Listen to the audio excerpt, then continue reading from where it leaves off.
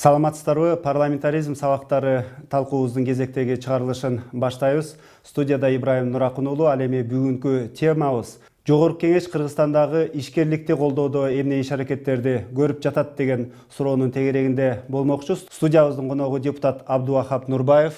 Жогорку Кеңеш менен кызматташуу боюнча Британ программасынын жетекчиси Джефф Лили жана эл аралык ишкерлер кеңешинин аткаруучу директору Аскар Сыдыков. Кош келдиңиздер. Абдувахап мырза, кечээ Кыргызстанда ишкерлердин күнү белгиленди. Ошону менен бирге Жогорку Кеңеште дагы ушул төраганын алдында ишкерлер кеңеши түзүлгөн.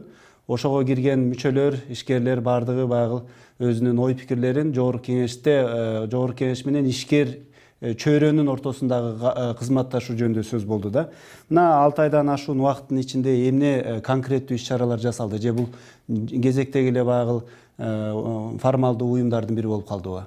Жок, бул жакшы оюн болду. Бул ачылганынан биздин ошо төраганын алдында атайын ишкерликти колдоо кеңешин түзгөнбүз. Бул ушул инициатива ишкерлерден чыккан.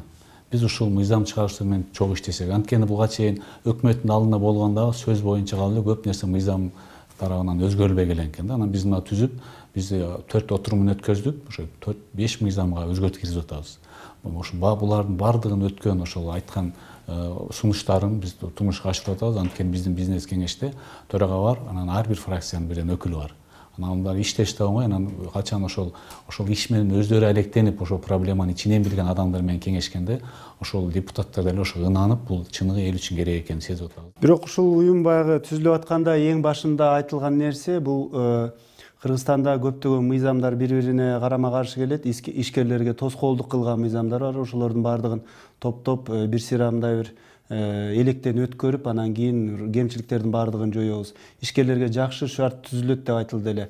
Ошол максатка канчалык деңгээлде жакындап калдык? Ошол максаттын үстүнөн иштеп атабыз. Биздин кеңештин алдында атайын мамлекеттик жеке өнөктөштүк мыйзам боюнча жумуш топ түзүлгөн. Ошо жумуштун топ жетекчиси болгом, ошону иштеп атабыз. Эгер ошол мыйзамды биз киргизип практикалык жолдо турмушка ашырып турган жолдорун алып алсак, бул чоң бир жакшы алдыга түртө турган, экономиканы алдыга түртө турган ишкерлерге чоң бир жол ачылат. Мына Джефф, сиз дагы мына Кыргызстанда ошо парламенттин көзөмөлү алдында парламент менен кызматташа турган ишкерлер кеңешин түзүүнүн демилгечилеринин бири болдуңуз. Буга эмне түрткү болду? Сиз көп жылдардан бери Кыргызстанда мына ушул сыяктуу долбоорлорду жетектеп келесиз, ушул долбоордо иштеп келесиз. Сиз Кыргызстандагы ушул бизнеске тоскоолдуктарды мындай көрүп атасызбы? Эң негизги тоскоолдук эмне деп эсептейсиз Кыргызстандагы ишкерчилик үчүн? This project, our project is called the Support to Jogorku Kеңеш project, and it's funded by the British government, DFID, the development arm of the British government. Жогорку Кеңештин алдында иштеп жаткан бул долбоор Британиянын DFID программасы аркылуу каржыланып атат. Максатыбыз бизнес менен парламент ортосундагы байланышты бекемдөө. Бул идеяны мындан 8-9 ай мурда ишкерлер өздөрү демилгелеп, биз көмөктөшүүгө бел байлаганбыз. Биздин иликтөөлөр көрсөткөндөй, адатта чакан жана орто бизнестин үнү парламентке жетпей калган ушулар көп да. Андыктан ишкерлердин башын бириктирген кошуундар менен парламенттин ортосундагы көпүрө болуп берели деген чечимге келгенбиз. Натыйжада Жогорку Кеңештин депутаттары ишкерлердин арыз-муңун угуп, алардын көйгөйлөрүн тереңирээк түшүнө баштайт деп ойлойбуз. Мунун пайдасы жалпы кыргыз элине тиет деп үмүттөнөбүз. As well as with the MPs, and I sit between the Business Association and the MPs right here. So in many ways, we're trying to be a bridge and bring what experience we can to facilitate a stronger relationship. So business's voice is heard in Parliament, and MPs have a better understanding of what the issues are. Айрыкча ушул Британияда же болбосо көптөгөн Европа өлкөлөрүндө бизнеске шарт түзүү аракетин бул көбүнчө өкмөт көрөт. Себеби дегенде бюджетти толтурууну каалаган бул эң биринчи кезекте өкмөт да. Өкмөт мамлекеттик бюджетти толтурат жана ошол бюджетти кайра бөлүштүрүп иштетет. Ал эми Кыргызстанда эмне үчүн ушул Жогорку Кеңеш бизнестин өнүгүшүнө кызыгышы керек деп ойлойсуз? Well, Parliament writes the laws. Parliament writes the laws that govern business, and it's very important that Parliament Дал have a ошол role to өкмөт play in аткара business. турган Government мыйзамдарды then парламент implements кабыл those алат laws. эмеспи? So one of Британияда the things we're мыйзамдардын trying to do аткарылышын using көзөмөлдөө British боюнча experience жакшы is to өрнөктөр бар. introduce into the Ишкерлер Kyrgyz мыйзам Parliament чыгаруучуларга better кайрылып, oversight. баланча мыйзам They иштебей call it жатат, же тосқол болуп post-legislative жатат деп scrutiny. айтууга And when this мүмкүнчүлүк is алса анда ошол introduced, маселелерди our тезирээк hope is чечүүгө that шарт business түзүлөт. can then go to Parliament and say Өкмөт this жаңы law in өзгөртүүлөр this sector сунуштайт. is not Парламент working so маселенин well. чоо жайын дароо Perhaps you can түшүнүп, look at it, мыйзамдарды кабыл propose алат. Бул changes, жерде vote жогорку on those кеңештин ролу changes, абдан and чоң. then encourage the government to implement the new law in the way it's written. Ал эми мына Аскар мырза сизге суроом. Мына эл аралык ишкерлер кеңеши бул мындай көпчүлүгүбүз түшүнгөндөй бул сөз түрдө бул чет элдик инвесторлордун дагы башкын кошкон уюм болсо керек Кыргызстандачы. Бирок мына кече күнү төрага да жолугушуу болду, премьер-министр да жолугушуу болду. Ишкерлердин баардыгы эле мындай жергиликтүүдөй сезилет. Эл аралык уюмдар ошол майрамды байкабагандай сезилет. Кыргызстан эл аралык инвесторлорго, ишкерлерге кызыкпагандай сезилет. Сизге да ошондой сезилген жокпу? Бизге андай сезилбей эле, анткени чет өлкөлүк инвесторлор, айрыкча биз иштеген инвесторлор бул жерге келгенден кийин өзү жергиликтүү ишкер, эң биринчиден жергиликтүү ишкер катары баалашат, сезишет. Ошону биз дагы сезип атабыз да алар менен сүйлөшкөндө. Өзүңүздөр белгилегениңиздей, биздин бул кеңеште дагы отурушубуз бул дагы белги. Чет өлкөлүк инвесторлор демек бул жерде жогорку кеңеш менен дагы, өкмөт менен дагы бардык билик бутактар менен иштешип туруп чогуу маселелерди чечебиз деп жатышат да. Бирок биздин ассоциацияда чет өлкөлүк инвесторлор менен бирге эле жергиликтүү дагы ишкерлер бар. Алар дагы арбын. Бирок туура айтасыздар, акыркы жылдары чет өлкөлүк ишкерлерден азыраак болуп калатат да. Чет элдик инвесторлордун бул жакка келип иштешине мына Джефф айтып атпайбы? Орто жана кичи бизнести бул жакта колдонуш керек депчи. Бирок ошондой эле эмнеге чет өлкөлүк инвесторлордун мындай келишине көбүрөөк шарттар түзүлбөй жатат? Ага эмнеге тоскоолдук болуп атат сиздин баамыңызда? Абдан туура маселе көтөрдүңүз. Эң биринчиден биздин баамызда фискалдык саясаттын, салык саясаттын туруктуулугу болуп жатат да. Эң биринчиден анткени ишкерлер келгенден кийин алардын дагы 5 жылдык, 10 жылдык пландары бар да. Алар дагы кээде карызга алып акчаны ошону иштетебиз деп, Кыргызстанга салабыз деп, ошол планга жараша иштеп атышканда, бирок өкмөт тарабынан же жогорку кеңеш тарабынан салык жагынан өзгөртүүлөр киргизилгенде, салыктар көтөрүлгөндө же башка мындайча айтканда оюндун эрежелери башкача болуп атканда, аларга да ыңгайсыздык жаратат да. Ошондуктан биз эң биринчиден ошондой туруктуулукту сактайлы деп кайрылып жатабыз да. Жогорку кеңешке дагы, өкмөткө дагы. Ал эми ошол туруктуулук качан орнойт? Мисалы, Кыргызстанда сөзсүз түрдө бир саясий өзгөрүүлөр болгондо жетекчилер өзгөрөт, анын артынан ушул экономикага байланыштуу мыйзамдар дагы өзгөрүп кетип атканы албетте биздин жергиликтүү ошол ата мекендик ишкерлерге гана эмес, чет элдик инвесторлорго дагы тоскоолдук болуп жатса керек. Ушунун чечилиш жолу каякта деп эсептейсиз? Кыргызстанда качан ушул экономика менен саясат ажыратылып, саясатта кандай олку-солку кырдаал болбосун экономика өнүгүү жолуна түшөт? Парламентаризм өнүксө, биз ушул жолго түшөбүз. Анткени парламентаризм баланстарды кармайт коомдо. Азыр мына биз экинчи жолу ушул парламентаризмге экинчи жолу чакырышка депутаттар келип атат. Буюрса, мына азыр ошол ишкерлердин айтканына караганда уже жакшы жылыштар бар, үчүнчүдө да жакшы болот. Анткени мамлекетте авторитаризм эмес, демократия болуп туруп болсо, система орун алат дагы, секин-секин буюрса ошол дагы кетет. Парламентаризм бунун эң негизги ролу ошол болот. Бирок ошол жакшы тарапка кетип атабыз дегенге кандай мисал келтире аласыз? Анткени өкмөт алмашса деле ошо система кала берет да. Негизги баягы неме оорчулук, баягы чече турган чечим парламентте болуш керек. Парламент ошону алгандан кийин ал туруктуу 5 жыл болот да, өкмөт 1 жыл кетсе да, башка кетсе да ошол нерсени кармап калса, ошо мыйзамдарды сактап, көзөмөл кылып калса, бул стабилдүүлүк алып келет. Мына парламентте көбүнчө мына чет өлкөлүк инвесторлор менен түзүлгөн келишимдер, жардамдар, ушулардын баардыгы парламенттен ратификациядан өтүп атпайбы, Чоң ири долбоорлордун баары парламенттен талкуудан өтүп атат. Мунун баардыгы кайра тескерисинче ушул чет өлкөлүк инвесторлорго ошондой эле чет өлкөлүк инвестор менен иштешейин деген өкмөткө, ошондой эле биздин жеке ишкерлерге кошумча тоскоолдук жаратпайбы? Себеби дегенде бул жерде парламент дагы ошол бизнеске кийлигишип, мындай бир кандайдыр бир чоң бюрократиялык тоскоолдук жараткандай сезилбейби? Жок, бул жерде парламент ошо мамлекеттин өзүнүн грант менен келген кредиттерге, гранттарга гана уруксат берет парламент, ратификация кылып берет. Түз келген инвесторлорго биз шарт түзүп беришибиз керек негизи. Мына азыр жаңы премьер-министрдин жаңы командасы ушу тарапта иштеп атат. Бир жакшы команда, күчтүү, прогрессивдүү ойлонгон, сыртта окуган балдар келип атат. Мен ойлойм, жакында эле ушу буюрса жакшы жыгылыштар болот.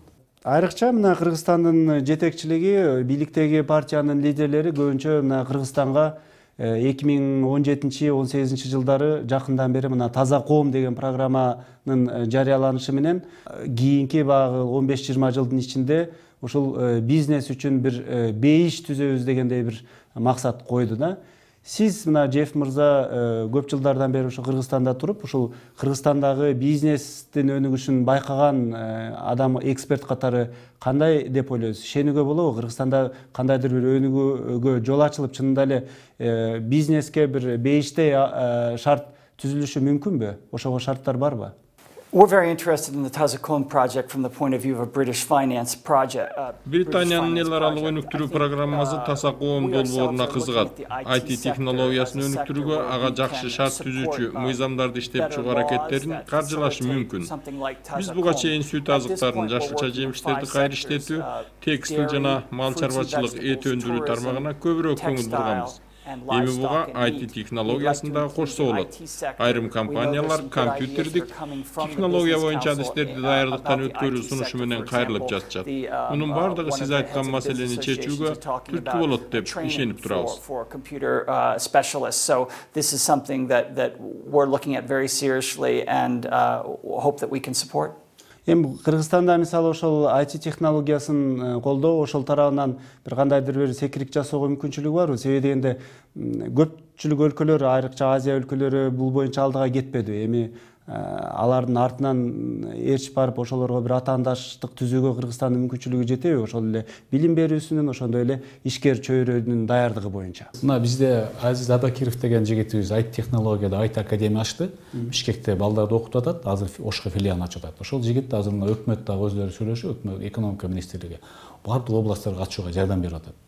2030-жылы Кыргызстанда 30 000 IT даярдайбыз деп. Анткени бул биз айтып атпайбыз, конкуренцияга туруштук бере алабы деп. Анткени бизде айлык акы салыштырмалуу арзан. Булар былтыркы жылы иштешип, мен сурадым, алган заказдары Япония, Европа, Америкадан келипти, негизи заказдары. Бул жерде отуруп эң негизги нерсе балдар англис тилин билиш керек, ошону билишке даярдап атат. Мен ойлойм, бизде ошондой аяндай балдарыбыз, потенциалдуу балдар бар. Эгер мамлекет экономика министрлиги жардам берсе, ушул нерсени өнүктүрө алабыз да. Кыргызстанда мына ишкерлер күнү белгилегенде абдан көптөгөн уюмдар ишкерлерге байланыштуу бар экенин көрүп калдык да. Чакан ишкерлердики да бар экен, жаш ишкерлердин ассоциациясы бар экен, дагы көптөгөн ушундай бизнес клубтар бар экен да. Ал эми сиздердин уюм эмне менен алектенет? Эл аралык ишкерлер кеңеши эл аралык жана жергиликтүү ишкерлерди бириктирип туруп, алардын көйгөйлөрүн, маселелерин угуп, ошондо эң биринчиден инвесторлорго карата ыңгайлуу чөйрөнү, ыңгайлуу мыйзамдарды алдыга жылдырып туруп, ыңгайсыз мыйзамдарды жылдыртпаш үчүн аракеттерди көрүп атабыз да. Анын үчүн жогорку кеңеш менен, өкмөт менен, башка мамлекеттик органдар менен тыгыз байланышып туруп, кызматташып туруп, ошондой ыңгайлуу ишкердик чөйрөнү жаратканга аракет кылабыз да. Ошондой эле инвесторлорду сырттан алып келүүгө дагы аракет кылабыз. Бул бир. Экинчиден биз ар кандай иш-чараларды уюштуруп туруп, ишкерлерди бири-бири менен дагы кызматташууга өбөлгө түзөбүз да. Алар дагы таанышып, өнөктөштөрдү таап, клиенттерди тапканга. Ошондой эле мына Кыргызстанда чет өлкөлүк инвесторлор менен, ишкерлер менен, компаниялар менен иштөөдө бир укуктук жактан дагы карама каршылыктар бар да. Мисалы, Кыргызстандын өкмөтү же болбосо соттору ошол жергиликтүү ишкердин же болбосо жергиликтүү тараптын укугун көбүрөөк колдоп ошондой сот чечимдерин чыгарып берип коюшу мүмкүн. Анан көпчүлүк учурда ошол чет өлкөлүк инвесторлор, чет өлкөлүк компаниялар бул эл аралык арбитраждык сотторго кайрылып ошондой бир чет өлкөдө ошол экономикалык маселелерди чечүү, соттук жол менен чечүү маселеси да бар да. Сиздер ушундай учурда кайсы тарапты колдойсуздар? Абдан туура маселе. Тилекке каршы акыркы жылдары көптөгөн арбитраждык териштирүүлөргө учурадык да. Бирок акыркы жылдары алар дагы азайып жүрөт. Кайсы тарапты колдойбуз? Бул жерде дагы белгисиз. Анткени ар бир териштирүүдө өздөрүнүн документтери, өздөрүнүн мындай детальдары бар. Аларды изилдеп туруп анан айтсак болот да. Бирок дүйнөлүк практикада 80%-дан өдө, жаңылбасам 80 же 90%-дан өдө ошол териштирүүлөрдүн, арбитраждык териштирүүлөрдүн санынан 90%-дан өдө инвестордун тарабына чечилет экен да. Демек, көбүнчө учурларда инвестордор, ишкерлердин укуктары бузулуп туруп, мамлекеттин мындай туура эмес кыймыл-аракеттери Бул эми дүйнөдө, ал эми Кыргызстанда кандай ошол көрсөткүч? Кыргызстанда дагы байкап турсаңыз, көп арбитраждар ишкерлердин тарабына чечилген. Бирок Кыргызстандын жакшы жери көп учурларда өкмөт менен инвестор бир келишимге келип туруп, мына акыркы үлгү, акыркы мисалы Кумтөр менен. Кумтөр арбитраждык доосун келтирип туруп, эметсе башталса, ошондо өкмөт сүйлөшүүлөрдү жүргүзүп туруп, аягында бир келишимге келишти. Азыр ошол арбитраждык териштирүү кайра кайтарылат дагы болбойт экен. Ошондо ошол көрүнүш дагы жакшы болуп атат да. Буюрса биз ушундай териштирүүлөргө келтирбей эле сүйлөшүү жолу менен чече берсек ишкерлердин маселелерин деп атабыз да. Жогорку кеңештин алдындагы ишкерлер кеңешине кирбей калган ишкерлер да бар да. Аларга үнү жетпей, бирок ичинде көптөгөн маселелери бар. Кыргызстанда майда анан чакан ишкерлер көп да.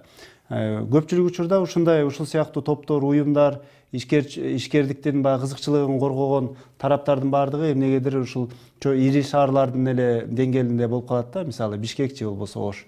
Ал эми башка айылдардын, алыскы региондордогу жашап аткан майда чакан ишкерлердин укугун ким коргойт? Алар мисалы кандайдыр бир укугу бузулуп атса же болбосо мыйзамдык жактан алардын жумушуна тоскоолдук болуп атса эмне кылыш керек?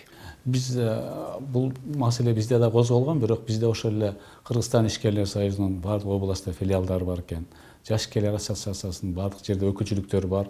Ошолор аркылуу да маалымат алып турабыз. Сөз региондордун кызыкчылыгы да бул жерде каралган, бирок алар бизге түз кайрылса да болот. Мисалы үчүн кимдин кандай проблемасы болсо, биздин бизнес кеңешке келсе, биз ошол жерде караганга даярбыз. Биз да бунун үстүнөн иштеп атабыз. Анткени негизи региондордо өнүкмөй сайын мамлекетте өнүгүш кыйын да, региондорго сөзсүз басым жасаш керек. Бирок биз сөзсүз эле бул жерде ошол мисалы үчүн кандайдыр бир бизнес уюм ошо бир инициатива менен чыккандан кийин алардын өзүнө кызыкчы эмес, көп жерде жалпы Кыргызстанга тиешелүү болгон маселелер көтөрүлөт. Анан баарына сөз. Туура айттыңыз. Бул кеңештин ичинде, алкагында биздин эң башкы маселелердин бири биз сот системасы боюнча иштейли деп атканбыз да. Анткени өкмөт менен сот системасы боюнча иштей албайбыз, өкмөт кийлигише албайт сот системасына. Бирок жогорку кеңеш менен жакшынакай болуп иштеше алабыз да, сот системасын реформалоого. Анткени ишкер менен кандай маселе болбосун, мамлекеттик органдар барып туруп сотко кайрылгыла дейт да. Ошондо гана маселелер башталат да. Британияда же болбосо башка өлкөлөрдө дагы ушундай парламенттин алдында ишкерлер кеңеши түзүп, ошол мыйзамдарды ишкерлердин мындай жакшы шарт түзүп берүүгө багытталган ошол ийгиликтүү долбоорлор же болбосо иш-аракеттер болду беле? In other Western countries, it's very natural for business to have Батыш өлкөлөрүндө парламент менен бизнестин ортосундагы байланыш бул адаттагы көрүнүш. Мен өзүм АКШдан болом. Ал жерде мисалы бизнестин кызыкчылыктарын түткөн лобби аябай күчтүү. Айрым тармактарда лобби өтө эле ашыкча дегендер да болот. Кыргызстанда парламенттик демократия эми гана келчигип келе жатат.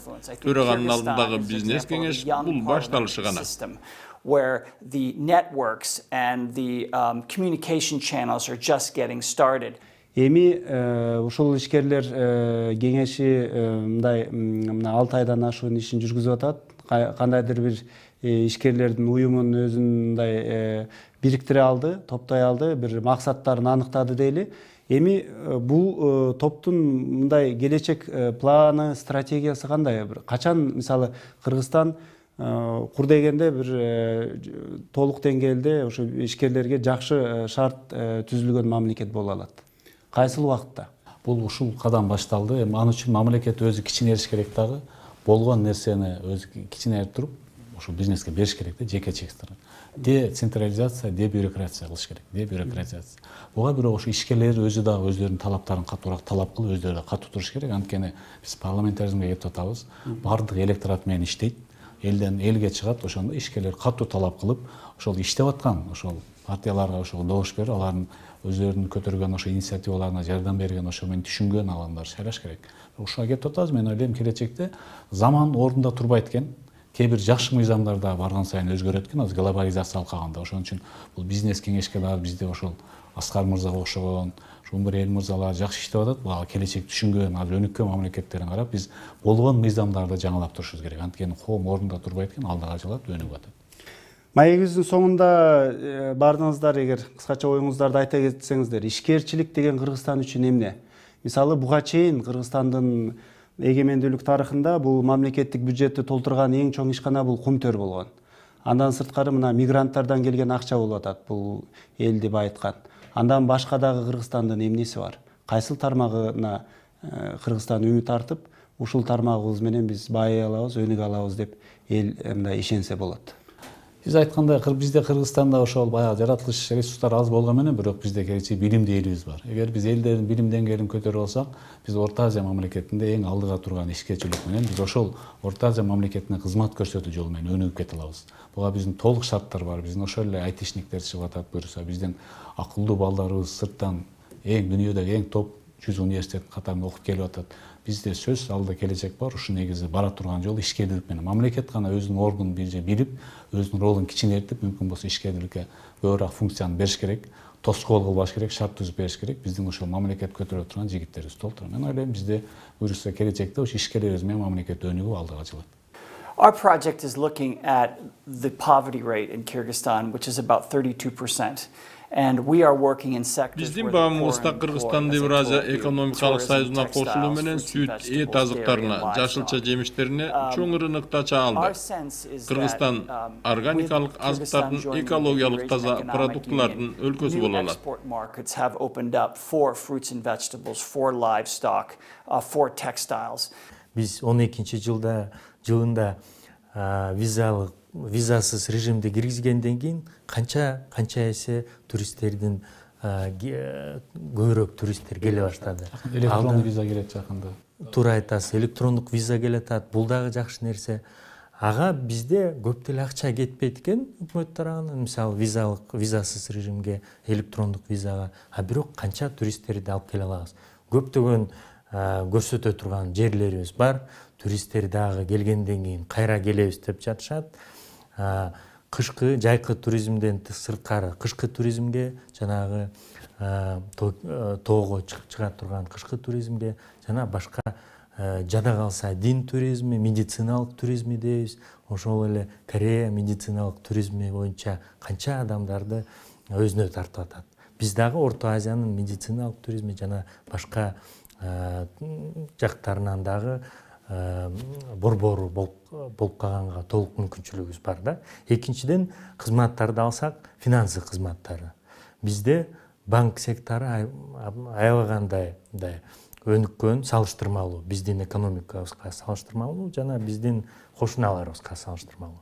Ошону дагы эле алдыга жылдырып туруп, аларга льготтук кредиттерди алып берип туруп, башка өлкөлөрдөн, башка финансылык институттардан берсек, алар дагы биздин региондорго, ишкерлерге льготтук кредиттерди таратып туруп, буюрса ишкердикти өркүндөтүүгө болот да. Маегиңиздерге рахмат. Парламентаризм сабактары талкуубуз ушуну менен соңуна чыкты. Студиябыздын коноктору депутат Абдувахап Нурбаев, Британия өнүктүрүү программасынын жетекчиси Джефф Лили, ошондой эле эл аралык ишкерлер кеңешинин аткаруучу директору Аскар Сыдыков болду. Саламатта калыңыздар.